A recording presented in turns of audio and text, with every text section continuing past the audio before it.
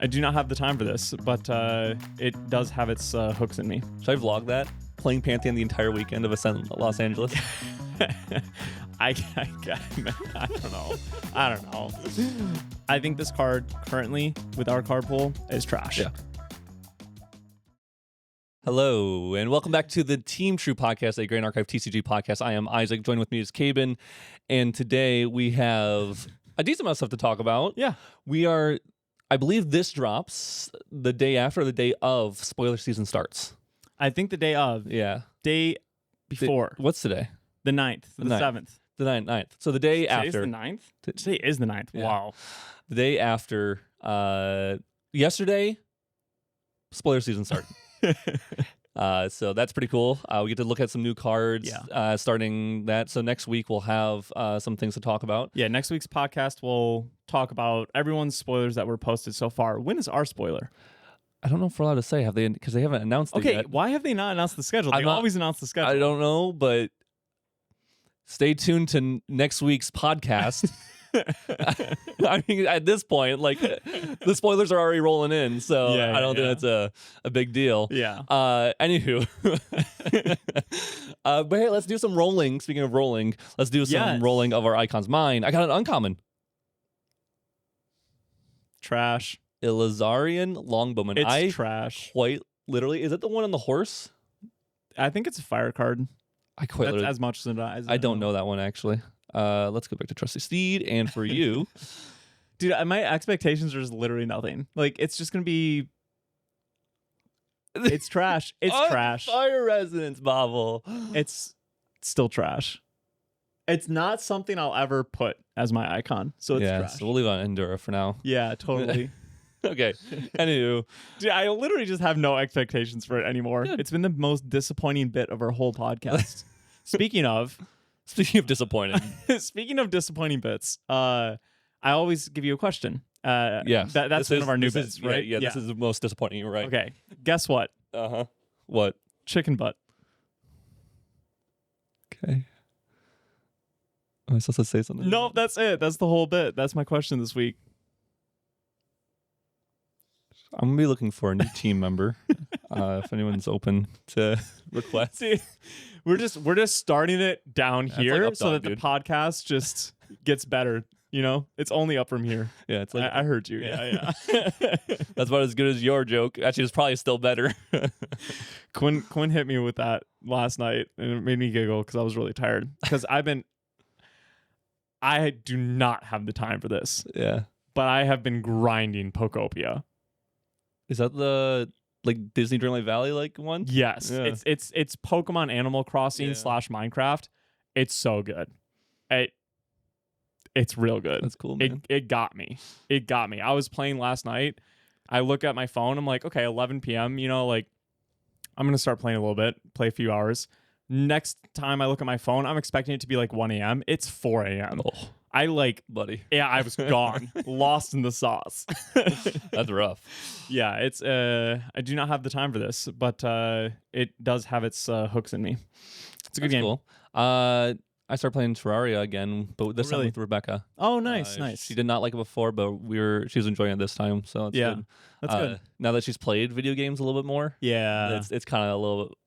It's definitely a little easier for her to get into it and understand it a little bit more. So that's been good. We Quinn and I have done Stardew Valley 2 times now, and each time we love that game. By the way, absolutely love that game. But each time we're like playing it super hardcore.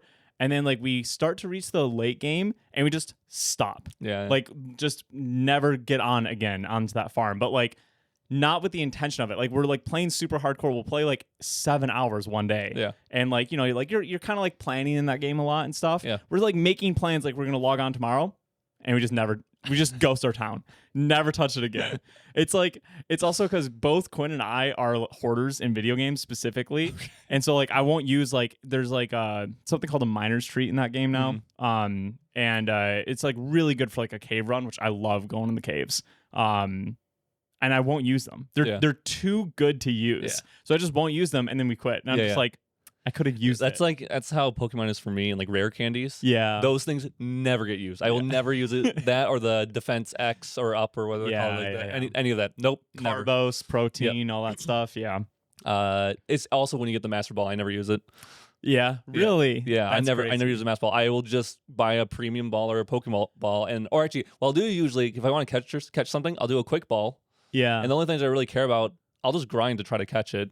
I hate that part. Yeah, I don't mind. Yeah. I will. When I first started, the very first time I played Pokemon Gold, I left the starting town, realized that you could just like grind right there in the grass right there. I got my guy up to until he evolved. Oh no! So I had Totodile and got into like whatever the Croconaw. Yeah, Crocodile, and or Crocodile, and and then I fought my rival because I was like, I know you have to fight a rival at some point. I understood what Pokemon was. I was like, I don't know what level he's going to be, so I'm just going to grind, and I grind. And I fought this Pokemon. Of course, it's level 5, Yeah. starting the level it starts at or whatever. And I was like, oh, I might have done too much. Yeah, you just blew past the rest of the storyline in like 20 minutes. I did. Yeah. I beat the game only with for Croconaw or alligator. Yeah. Because it was level like 95. Yeah. And it was pretty good. That's such a child way to play Pokemon. Yeah. I love it. Yeah. Yeah. And then they got rid of that kind of. Oh, really? In the newer games, you can grind, but it's a lot harder. Yeah, and like they force you to share XP, Yes, right? yes. Yeah, I forgot about that. I kind of stopped playing the new games. Same. I think like Sun and Moon was the last one I like half played. I played. Did I beat Sun and Moon? I think I beat. I grinded Sun and Moon because Sun and Moon had an amazing thing in it. I don't know if you know this. The Pokemon when they're at low health and call in a buddy.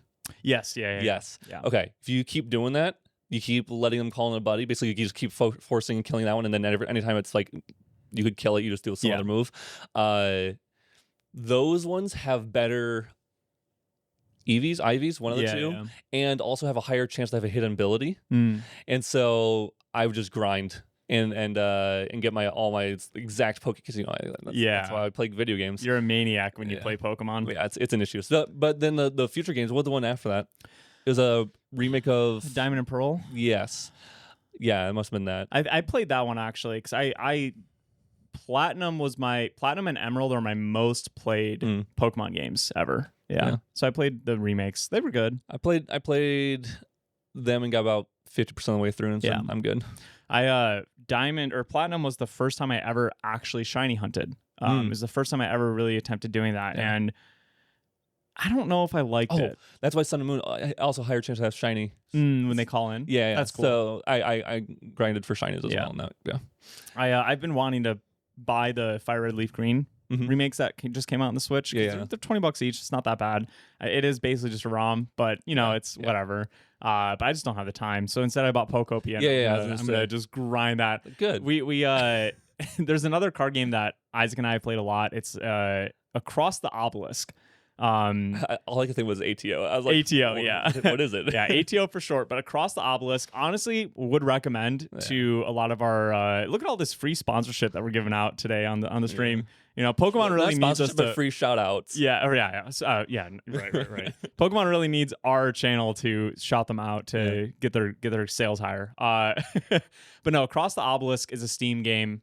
$10 or something. I feel like it was pretty cheap. It was really cheap. It might have gone up now because they've added so much more content. Yeah. So there's been a bunch of updates and they have a lot of DLC and stuff. But this game was really good. It's just like a little bit of a Slay the Spire / RPG. It's a deck builder RPG thing. Yeah. Oh, what do you call it? Roguelike? Yeah, roguelike. This is a roguelike deck builder. That's exactly very, very fun to play with friends. Yeah. I would not play the game alone, but if you have some friends that like card games, which are good chance that we're hitting that target audience, I would definitely recommend that game. We should get sponsored by them. We should actually reach out to ATO and see if they'll sponsor us. And then we just do every week. We have like a video on it. You and me just do a run. Oh wait, that'd be cool. I was just thinking just to plug them because I genuinely like for those of you that this actually is a great segue. For those of you that don't know, we try to only partner in sponsorship with things that we actually believe in. I'd love the money want to support. Yeah, I'd love the free money from anyone, but we would prefer to just do that. So we try to only do sponsorships and partnerships that we truly believe in. And so because of that, we are actually going to be switching one of our sponsorships soon. And so we can announce it, right? We are not announcing it yet.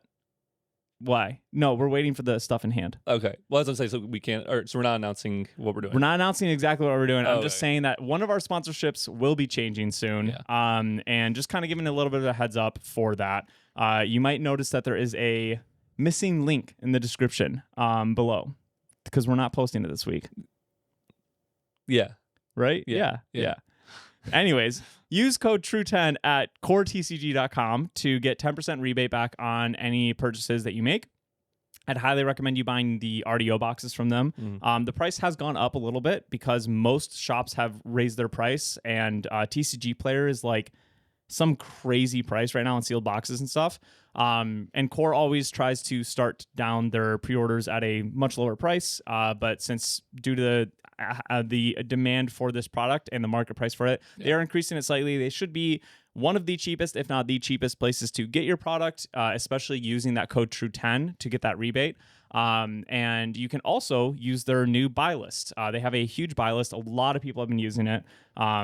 And you can sell a bunch of your GA cards that have been sitting in your binder or on your desk or wherever you hoard your cards. You guys should see Isaac's office. It's in a binder, on a desk, and on a shelf, and also no longer on the floor. Wow, that's an upgrade. No, well, the boxes are on the floor. The 4 rows are on the floor. I've never seen so many cards everywhere, and I've bought and sold cards for a decade, so it's impressive. Still not cleaned up. But yeah, use the buy list at Core and get some RDO boxes from them. Do all that good shenanigans there. Absolutely love working with Core. Big fan of them. Big fan of Vegan and everyone else that does all that hard work there and tries to make GA a better community. There's some exciting stuff coming from them soon too, actually. So hopefully they'll have some announcements soon. And thanks for Weebs of the Shore for sponsoring this video. Yes. Yeah. Another company that we obviously like quite a lot. So yeah. I think that's everything.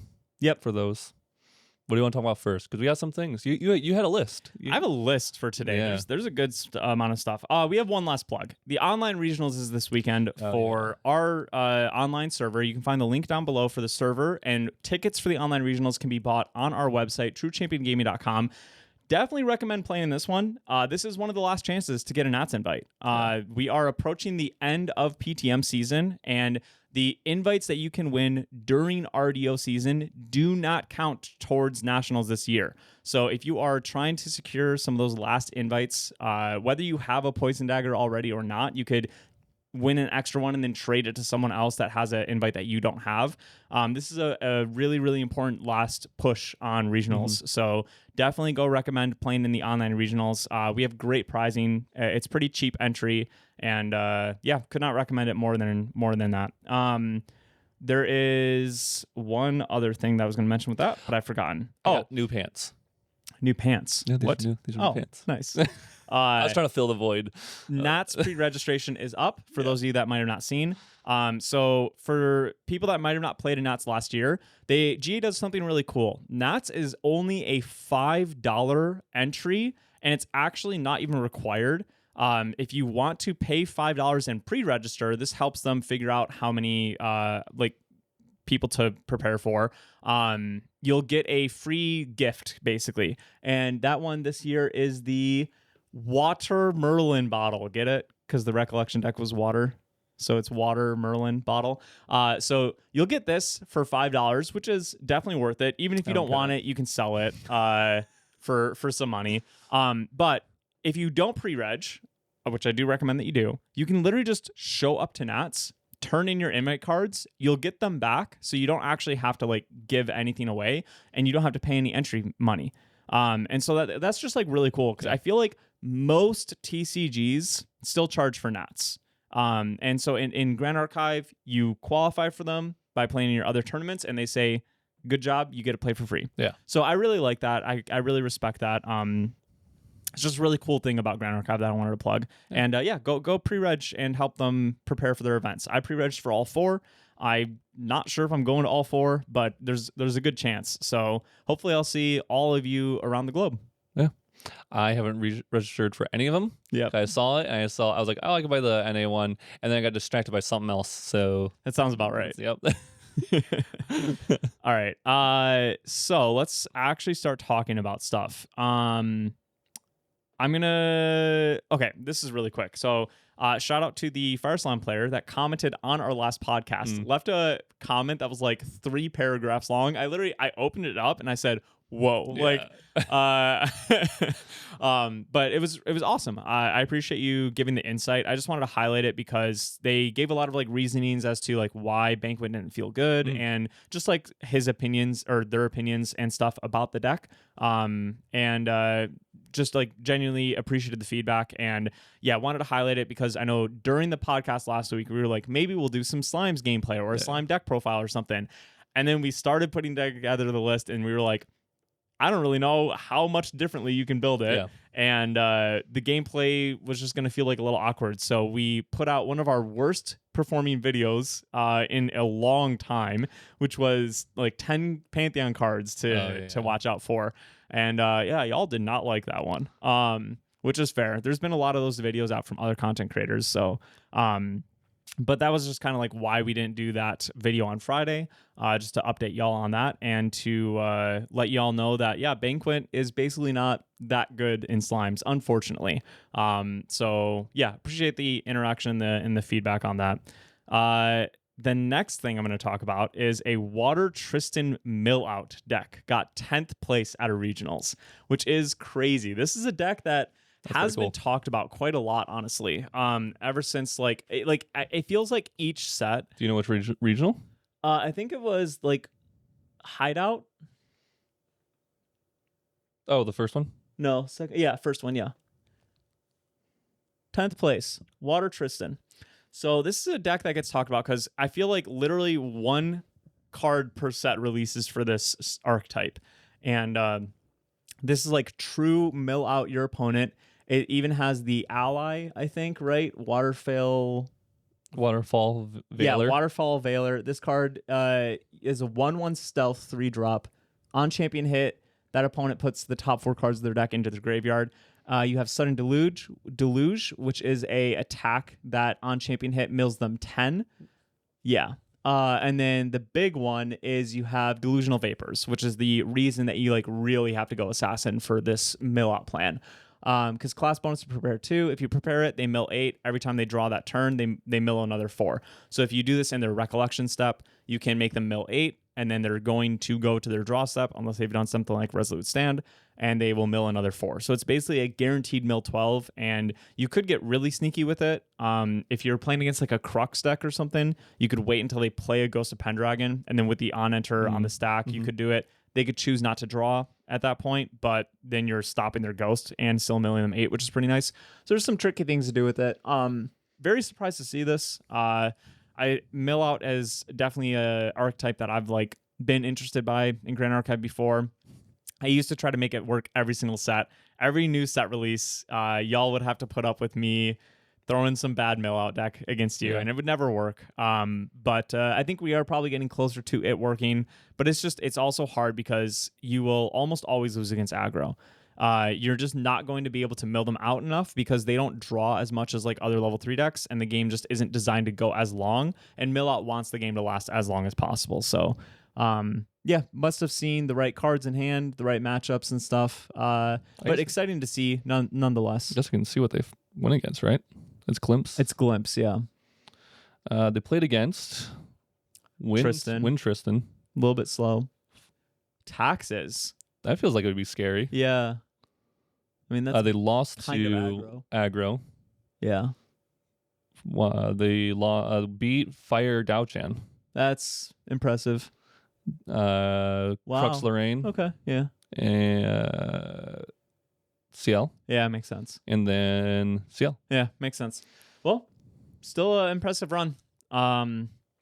Just cool to see. Yeah. I just wanted to highlight that because that's one of the few results in recent tournaments that is actually like surprising and kind of a shakeup. So, and then the next thing is we have some really exciting news that was spoiled earlier this week, and just wanted to cover it here for people that might have not been able to see it yet, which is the Pantheon On Demand article that GA released. Whoa, it's us. We're famous. I look a little drunk. Yeah, you do a little bit. Yep. I think you're doing some powerful effect. I'm like, what does this say? Yeah, yeah. So we have Pantheon On Demand, which is basically an Ascent only experience, but it's something that I actually think is going to really improve Ascents. And no longer is it go to a Path of Steel one. Like, let's say there's not even silver at this Ascent, right? You just show up in a normal Ascent, you play in Path of Steel, you scrub out, you go play in the scrubbed out event, which is basically just mini Path of Steel with, frankly, a lot worse prizing nowadays. And you get to do some cool stuff. Sometimes they have artists there. They always have great merch, Ascent store, all that kind of stuff. Like there's great stuff to do at an Ascent, but the meat and potatoes of it, I really wanted to say meat and bones. The meat and potatoes of it are those events, right? And it can be a little stagnant if you aren't a really competitive player. Yeah. And I think this is going to completely change that around, because now you have Pantheon On Demand, which is going to be firing, as far as I understand, all weekend long. So you could literally now come to, and to be fair, side events always did. You could always do draft was a really popular one that they introduced recently. You know, good on them for doing that. That definitely added a lot of flavor to Ascent for less competitive spirits. But this is just taking that to a whole nother level. So now you could show up to an Ascent.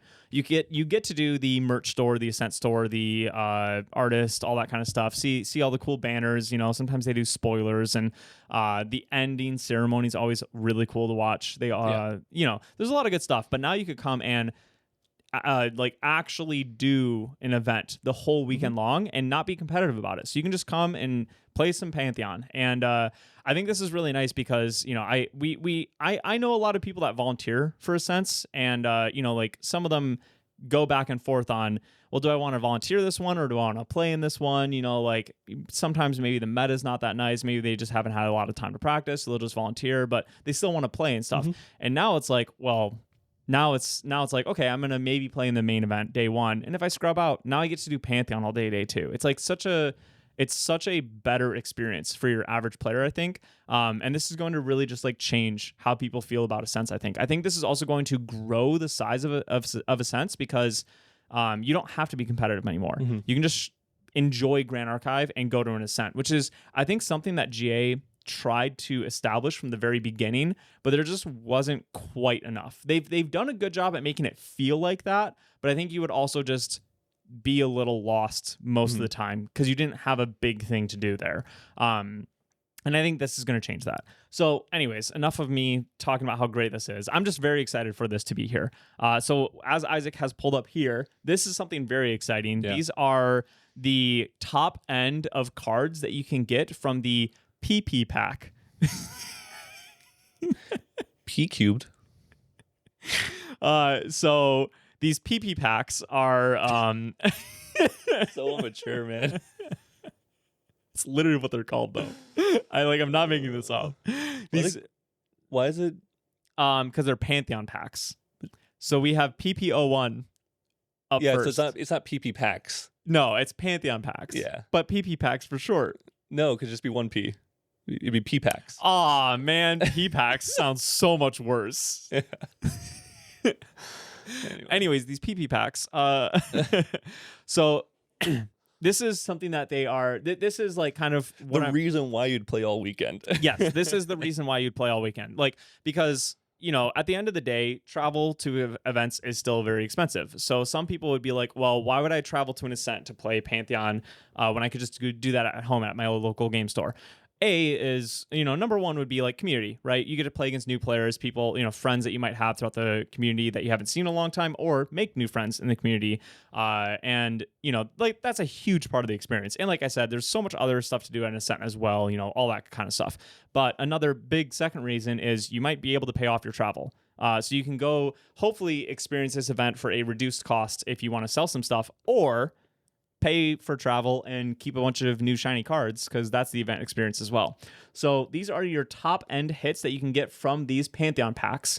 And this is the Pantheon Barrier. So this card is normally a non-foil that comes in all the starter decks for Pantheon. So it should be pretty readily available to you. Hopefully, I'm honestly hoping that we get Pantheon Barriers in RDO as well, like in the token slot or something like that, because I'm definitely going to be having 10, 20 Pantheon decks built. And I don't want to buy 20 precons. Oh, I was just saying, yeah. So I'm hoping that it'll be in the main set too. Yeah. That's easy enough to pull out because they're just like it's just a hassle. Yeah.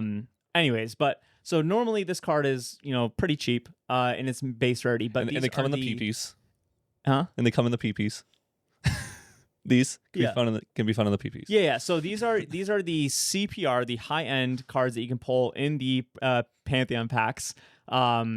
Which are the Pantheon Barriers with 4 different artworks, which is something that they're doing a lot recently, is giving the same card different collector rarity versions. Like it's not really something that we've seen before. When Ghost of Pendragon got a CPR, that's it, right? Like you didn't have Ghost of Pendragon. Sorry, she's so needy today. It's crazy. Look at my arm. Yeah, she's trying to get us to play right before we started filming the podcast. But yeah, so you have Lorraine, Xander, Arasana, and Kongming, which are the 4 Pantheon precons, which is really cool. So I won't be buying any of them. I'm so torn because I think the artwork on them is amazing. I really like the Xander one. Back off. Stretching like she just did a long day of work. I think that Xander one is the best art. I think that's unreal, and I might go for that one. But yeah, personally, I'm just not like very attached to any of these characters. I'm more of a Jin and CL lover myself. I also Alice. I have those max rarity decks that I'm working on. Probably too young for you. Anyways, so yeah, like I'm kind of torn because I want a CPR barrier. I think it's really cool. I want not champion ones. Yeah. A trusty steed barrier? That's never gonna happen. That'd be so. Oh my gosh. Okay, please. If you win Worlds, not only do you get a level 4 champion, you also get to choose what character goes on a Pantheon barrier. That'd be cool. That's sick. Well, we were talking about you get to create your own boon. Yeah. Or like that's cool too. Help create your own boon. I'd rather have this. I think most people would rather pick the boon. I would rather pick like Few Awakening or something like that. No, that's terrible. I take that back right away. That's a horrible option. I don't know. Squirrels. I'm too on the spot. Squirrels would be cool. Aeson. He's a protector. He protects. Ooh, I'd want Aeson and Squirrels together on a Pantheon barrier. Yeah, because he's protect. Yeah, that's good. Anyways, so I'm assuming that the way that these are released, we will probably see more CPR barriers in the future. I wouldn't be surprised if Pantheon packs for the next 5 years or something like that just have CPR barriers in them. And there's just always new arts with each set or release. Because I believe in the article, it says that these packs will last once a year. Yeah, the promotional card and Pantheon packs rotate once a year. So for the first year of Ascent, you will be able to potentially pull these cards out of your Pantheon packs. Well, they'll probably be pretty cheap. We just don't know how. I think they're going to be pretty expensive. Yeah, it just depends on how many packs you get for a weekend. Especially like most people will play in day 1 and then play side events Pantheon in day 2. Yeah. So most people won't be grinding them all weekend long. So I'm curious to see how many packs you'll get if you play it all day Sunday, because that's going to be the most common occurrence, and how often you pull those barriers. I only do that? Should I vlog that? Playing Pantheon the entire weekend of Ascent Los Angeles? I don't know. It would be probably a lot more fun for you. I know. Yeah. I'm already. I told Rick, I'm already regretting saying that. I'm just going to like play in this event, even if I was just going to take like whatever list. Yeah. Because I was like, I just don't. Maybe you should just play Pantheon all weekend. Yeah. This will be a consideration for sure. Okay. It depends on how much it is. If I get there and I have to pay like a lot of money every single time to play into Pantheon, because it's a side event. I believe it is. So, okay. Actually, that leads me into something really cool. This won't be here at Ascent Los Angeles, but in the future, they are literally doing a battle pass for Pantheon. So this is something that you can Where'd you read that? at Ascent Los Angeles specifically. It's right above the Pantheon packs actually. At Ascent Los Angeles specifically, the Battle Pass will not be active yet, but we will be distributing Pantheon Pack 1, PP1, to players who spend a significant portion of their weekend playing Pantheon. No side event tickets required. Oh, so that's for LA. So it's free.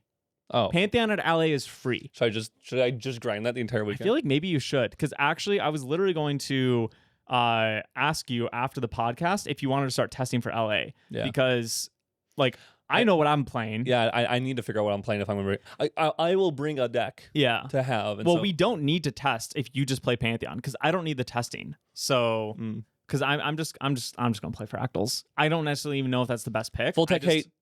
Huh? Full tech hate. Yeah. Everyone bring 4 Scatter Essence in the main. Quad Scattersons, quad Verdictus Decree. You're totally not gonna lose to the other 95% of decks in the meta that don't get affected by those. Yeah. But I mean, Fractal of Insight. This. See, there was a no fractals. 41 players. Oh shoot. Oh, it won. Ninth place. Yeah, I mean, I do think Fractals is a good deck. I would not call it best deck in format. I don't think there is a best deck in format right now. Well, if I'm yeah, being real. maybe don't full tech hate. Yeah. Gosh. If someone wants to full tech hate specifically because I say I'm bringing Fractals, it is what it is. It went third. You know what? Top 16 in the 204 person event. So, 1/3 place on this past weekend. Yeah. Because I was building Fractals a little bit, and I was like, do I start to like heavy tech for the mirror? And I started changing the list for it, and then I was like, no, and I like took it all back, and I was just it's just not worth it, not with how open the meta is. So, yeah, I mean, usually we keep what we're playing pretty secret. This time it's just like the meta's too open to really tech for just me, and it doesn't matter if I say that I'm on it or not. So Kaishu Edwards list from the weekly, by the way. Yeah. 8th place. Yeah. Me top 8. 3-1. Water, Whoa. Crux, Byaku, Guoja, Merlin. Whoa. So it starts water and uses Byaku just to suppress the DG. That's crazy. Or whatever to turbo to level 3. That's super cool. And then dude, he loves Byaku. I know. It's I respect, honestly. And then just doing Merlin stuff at level 3. I love that. Yeah. And also, duplicating the Majestic Spirit with Duality's Convergence. You pay 6 if you have once you have an incarnate on board, and it makes another incarnate. Yep. Yeah. Pretty sick. Anywho. That's a cool list. I like that take. Yeah. Good stuff, Edward. He is one of the innovators of this game for sure. He very much so is, and I very much appreciate that. Yeah. All right, sorry. No, you're good. So yeah, I'm playing Fractals, and I don't need the practice on it. All right. So I will bring my Tenoris deck. You need practice on that if you're gonna actually play in LA. That's what I was just saying. Like, you just play Pantheon all weekend. Yeah. You don't have to spend hours and hours prepping to your event. You don't have to stress. You can just have a good time. Yeah. It might not be a bad idea. Yeah. Anyways, so back to this article though. So no battle pass at LA. It's apparently free, which is crazy awesome. Just something that GA would do. No other company would do that. And you get each pack contains one randomized foil card that is legal exclusively in the Pantheon format. So this means cards that have the Pantheon tag on the bottom. Yeah. So if you go watch our Lorraine deck profile that we did from the Pantheon, from the Creator Summit, you will see us talk about some cards are stamped only like that. One of the very popular ones is a cursed pendant, a crueled pendant. Yeah, a crueled. Something. Yeah. It's a card that forces your opponent to pay 2 every recollection step, all 3 of your opponents. And then if they don't, you get a counter. You can remove 2 counters and draw a card. A Cruel Pendant, I believe, is not a Pantheon exclusive card. Oh, really? I think it's an RDO card. Oh, I just, in my head, I was like, this is a Pantheon card. Okay. Well, Crowd's Favor. Let's talk about Crowd's Favor, because Crowd's Favor is a Pantheon-only card for sure, and that card is going to be very expensive in a foil. Yeah. So I'm very excited for these packs, because there's a lot of really good cards, and I think people are going to want to foil out Pantheon decks. And so there's just a lot of like good cards, even if you don't happen to hit a CPR Pantheon barrier. Pendant of a Cruel. Yeah, it's just an RDO just card. A normal card, yeah. The Pantheon exclusive cards are way down here, I believe. Yeah. Oh, cool. So can you get boons? Foil I wonder if you can get boons? boons. That'd be No, huge. not that. My goodness, there's a lot to go through. Oh, here we go. At the very bottom. Well, here's one of them at least. The blacksmith, altruistic blacksmith, which is another crowd's favorite card. Yeah, honestly, I think any card foil that gives you crowd's favor is going to be good. Are these all Pantheon exclusives? No. Oh. There's the ones in the starter decks, so some of these are, but I didn't see many of them. Well, there's going to be a lot of good cards to get as foils. Yeah. So I think these Pantheon packs are going to be very popular. And then, we don't know the pull rates on the CPRs, but those CPRs are going to be hundreds of dollars, I'm sure. I'd be shocked if they're cheaper than that, even if they're easier to pull. I think even if those are like 1 in 8 packs or something like that, I still think they're going to be hundreds the of entire dollars. year. No, like right away. Oh, okay. For LA. Okay, Yeah. Makes I mean, sense. they would still have to be incredibly easy to open to fall below $200 each, I think. These are popular characters. Lorraine, Xander, Arasana are some of the most popular game characters in the game. Yeah. Rip Kongming. But who's probably actually going to be cracked in RDO. Yeah, and Pantheon. Yeah. We know all 4 of these characters are good in Pantheon, and so I think that'll be very hype. But so the Battle Pass is really cool because it's not debuting at Ascent Los Angeles, but it will arrive at future eligible Ascents. This pass rewards players for the time they spend playing Pantheon, offering Ascent store tickets. That's very cool. That's cool. Pantheon packs and a promotional card at completion. That's going to be money. So I said I'm not going to play competitively too much more. I will just be doing some You Pantheon. might just literally come to all Ascents and just play Pantheon. Yeah. You might just see me at the Pantheon tables. I think if you, so the promotional card for the Battle Pass and the Pantheon packs rotate once a year. So that's very good. That means that they'll stay fresh, the value will stay good, and you'll want to keep going.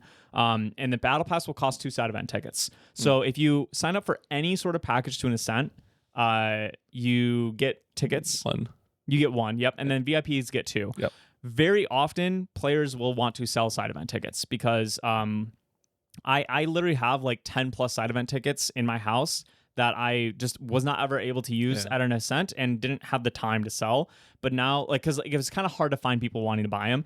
Now, I think a lot more people are going to want to buy them. So technically, side event tickets cost $20 each, $25. They're about 20-ish. Side event tickets normally have a value of 20-ish. Like if a tournament costs $20, it'll be a ticket to enter. Because side event the scrubbed out is usually about $40. Yeah, and so it takes 2 tickets. Yeah, but so like I said though, I think most people will want to style side event tickets, and so you can probably get 2 tickets for $30-ish. I would assume. I'll probably be selling mine to you at that rate. And so you can get this Battle Pass for $30 to $40, depending on how you get your tickets. And you'll get a promo card on completion, which it sounds like might need, like, I don't know if only playing on Sunday will get you that promo card, right? Like, it might be intensive enough that you have to kind of be playing the whole weekend, which means that card will be worth a lot more money because there's going to be a lot smaller of a crowd doing Pantheon all weekend long and not doing the main event. So the promo card will likely be quite a lot of money. I'm assuming you'll get multiple Pantheon packs throughout the whole day, or throughout the whole weekend. And then you also get Ascent store tickets, which those usually sell 100 tickets for about $10 on the first few days of the Ascent. And then they cater off at the end of the Ascent, like they do in all games. But I think that the value from a Battle Pass is going to be extremely high. We don't know a ton of details about it yet, but if I know GA and with what information we do know, I think you can make a lot of your travel money back by just going and playing Pantheon. So I think that'll be really cool for you and other players that are looking to do things like that. So very exciting article to come out. Like Pantheon has not even released yet, and the hype for it is already very high. And this just like already makes it feel so much better. Like I'm so glad that there is official support for it at these Ascents. Like they are trying to make that a real experience for players at these Ascents, and I think it's just going to grow Ascent so much and make it just. I'm all in on GA lately, dude. I just like, I'm so hyped for everything, RDO, Pantheon, like competitive play in the future, and like there's just so much good stuff happening. Yeah, I'm really excited. I mean, obviously, for someone who is taking a step back, this is really cool for me personally. Yeah. Also, I kind of skipped how Pantheon On Demand works. So you'll enter a queue to join a 4-player pool, and then once matched, you'll be assigned a table for your game. So that's really cool. I like that a lot. It seems like a very seamless sign-up structure, which I'm really, really happy with. And you can have a group of friends that can be pre-assigned to a table. So if me and you wanted to go play Pantheon, we would go sign up together. We'd be put in the queue together, and then 2 random people would join us as well. And I guess with all these, you get a starter deck from there, and I don't believe or do you so. bring? I think this is pre-built, and then I'm assuming this is all just assuming. You will do pre-built for all of this, and then there will be side events at the Ascent that are pre-con, where you'll probably have to pay 2 event tickets or something, because pre-cons cost $40, I think, ish. And so I'm assuming that you'll pay 2 side event tickets, you'll get the pre-con, you get to keep that stuff, and you'll probably get an Ascent store ticket and like maybe a Pantheon pack on completion or something like that. I'm not sure. But I'm assuming that that's going to be a separate thing. I was waiting for this event, specifically the first event though, Los Angeles, because no one's going to have like the Pantheon exclusive cards, the barrier, all that kind of stuff. Yeah, I'm not sure. The moons. It might be, they might just suggest that you go do a pre-con one first and then do this on-demand free play. I would just assume that on-demand means you're bringing your own deck. But again, we don't necessarily know. But matchmaking system prioritize pairing players who haven't played together yet during the event. That's a really cool feature, because I think a lot of people are going to do this with the intent of socializing and stuff. And I really like that it's just not, you're going to get randomly paired into another 2-hour game with the people that you just played against, which maybe that'd be fine, and the thing is, if you play in a squad of 4 and you all have a lot of fun and you want to go again, you can do that. You can go up and ask, can we be put in as 4 together or 2 together if there was only one other person that you liked or something. But I like that if you don't choose to do that, it will try its best to assign you with randoms, which is really cool, because that is how that should work. And then when you're eliminated from a pod, you can immediately report your placement and jump right back into the queue. You do not need to wait for the table to finish.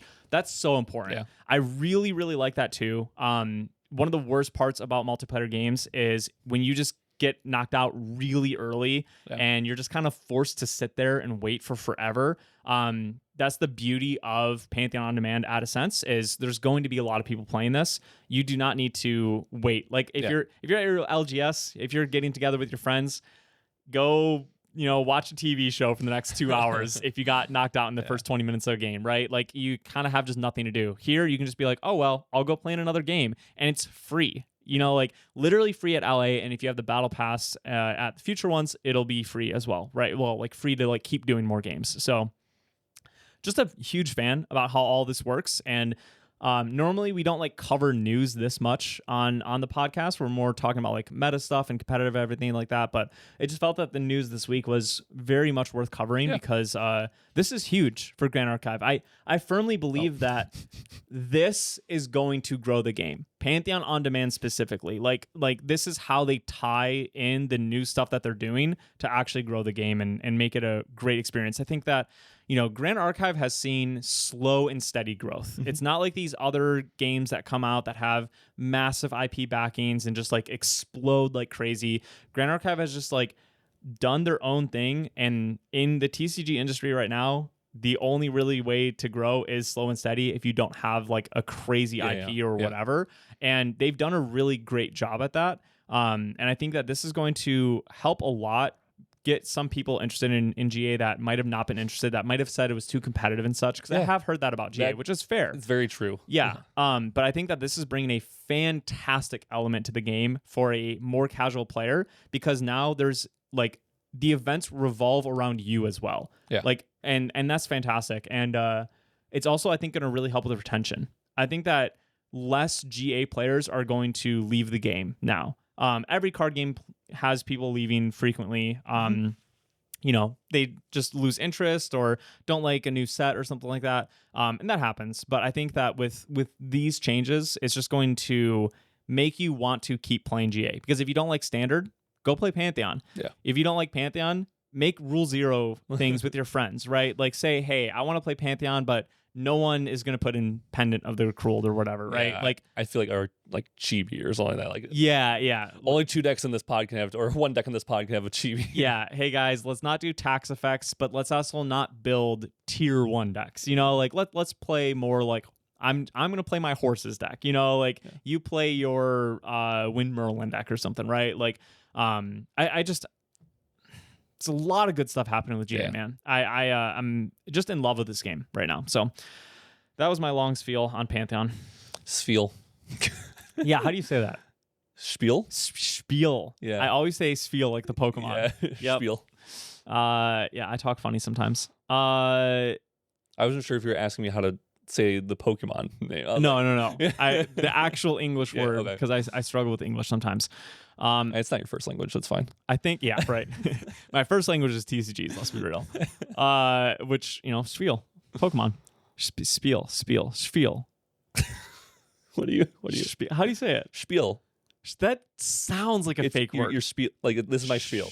Spiel. I think of it because you're shilling something. So it's your spiel. Spiel. It just doesn't sound like a real English word. Right? Like, name another word that sounds like that. I don't know. Yeah, exactly. It's probably... Maybe it's spiel? No, it's spiel. Spiel? Spiel. Spiel. Is it spiel? Am I just weird? Yeah, you're saying it like a German or something. Spiel. Spiel. This is peak podcast activities right now. Spiel. What was I saying before? I'm so lost. Let's just move on. Spiel is what you were saying. Spiel. Yeah. That's also wrong. Wait, sphere. I don't know. Spiel. This is so dumb.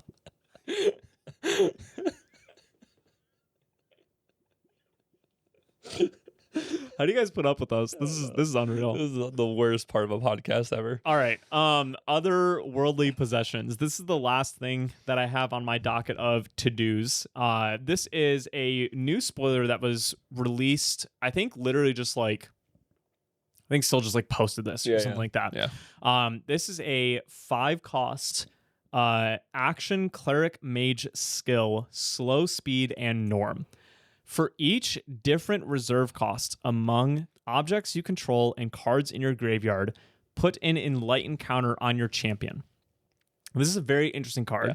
We do not have that much enlighten counter synergy, honestly, and a good amount of it is locked behind class bonus. Yeah. This is not a class bonus card.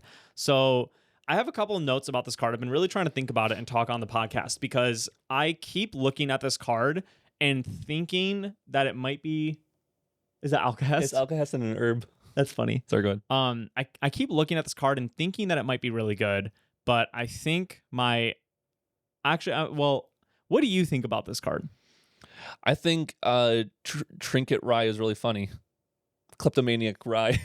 Trinket Rye. Because you get, for each different reserve cost among objects you control and cards in your graveyard, put in the lane counter. So I just think of like Mana Weaver Rye, and you're just going to have a bunch of trash on the field. You're going to try to get one of these off and then duplicate it with his effect to get a bunch of lane counters. Can it copy a skill? This is an action mage. Oh, is it spell? I think Mana Weaver's a spell. Oh, is it right? only a spell? I thought you could copy this with Mana Weaver. Let's find out. I had brought up index over here already. Which is interesting because you lose 4 enlighten counters. Lose 1 card, so you have to have more than 4 if you want to. Well, so Mana Weaver costs 4 enlighten counters to use this effect, right? Yeah. So you lose 4 enlighten counters to copy this. So it is mage spell. You have to be making at least 5. You can't even do it. Yeah. But you get an enlighten counter from your level 2 when activating this. Yes. There you go. So what do you think about this card? Honestly, I'm not 100% sure because you're using 6 cards from hand total, right? That is your turn. It's the same thing as going your level 2, like close to like level 2 or level 3, and you're just playing Careful Studies, or you're playing Pure Mana with. I mean, is this Pure Mana? Pure Mana just depends on, I guess, what level you are. But I think about you play as Scry the Skies. You play like, let's say you're in Win, a Scout the Land.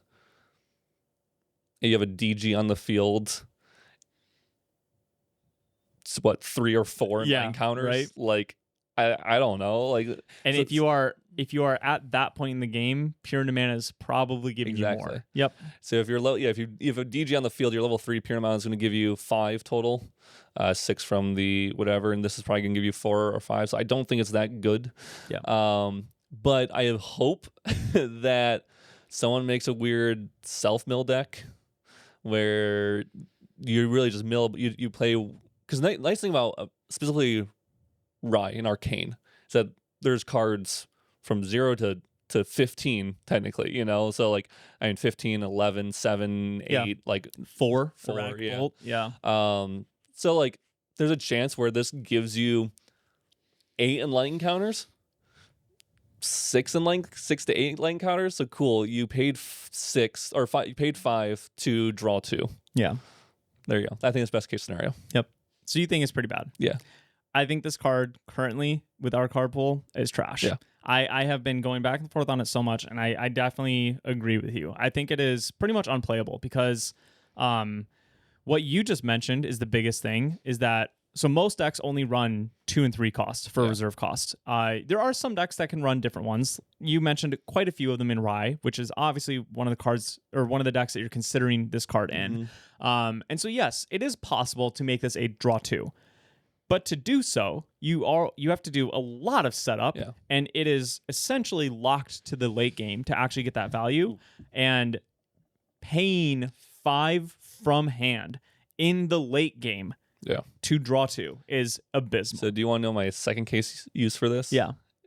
Is specifically water suited. So water suited, you're going to be playing 1 through... Yeah, you're trying to do 6 or something costs, like that. Yeah. And my thought is, since those you don't really swing with them, they're usually staying up. So you're going to try to protect them. And the water ones give you a bigger influence in general. So maybe you could actually cast this, activate this, and putting 6 down, but still have like 4 or 5 up in hand. Yeah. And you get a draw 2 effect, draw maybe 3 effect or close to it. That's cool. But I still, that was like I was like, that's maybe best case scenario still. Yeah. Well, so that leads me into one of my points for this card, is that this could be a good card one day, I think, because this could be the start to a watermill value package that isn't reliant on floating memory. Because, you could just occasionally, like if you're milling once a turn with Fractal Rain or something like that, just filling up your graveyard with, especially in suited, I actually like this. We should build this.